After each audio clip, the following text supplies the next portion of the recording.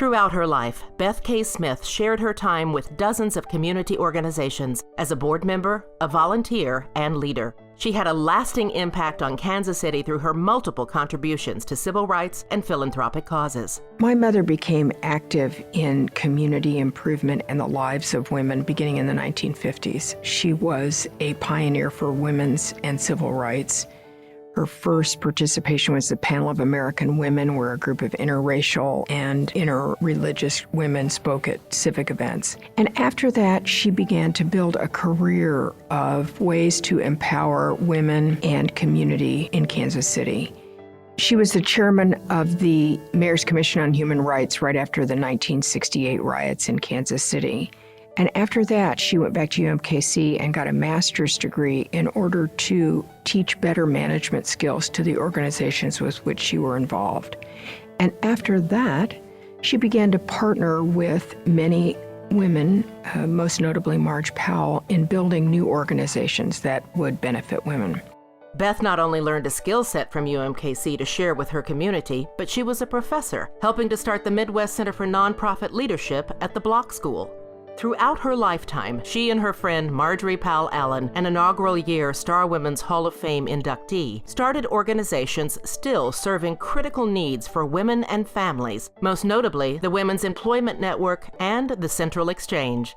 One of their most impressive pairings was creation of an outdoor educational facility and camp called Wildwood. They worked to bring urban kids to green spaces, and they used nature to teach school improvement opportunities, self-esteem, self-building. Those kinds of opportunities were just not available to urban kids.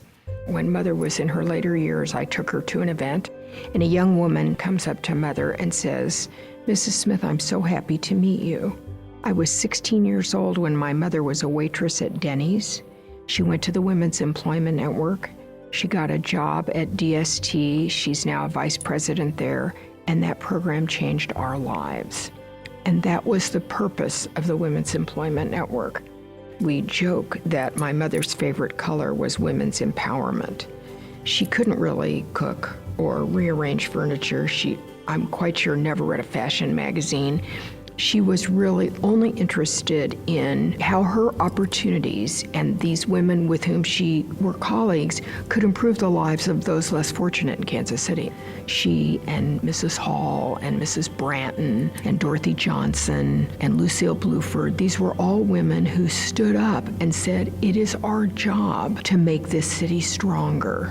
My mother came from a family who felt it was their obligation to rebuild the world. And in the Jewish tradition, there's a term for it, tikkun olam, which means to rebuild the world, and they took it quite literally, to look for ways to include others and to build and improve their lives.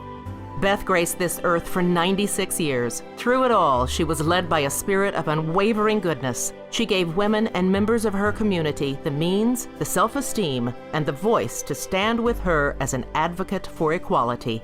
It is with the utmost respect and passionate determination to change the world for the better that we welcome Beth K. Smith into the Starr Women's Hall of Fame.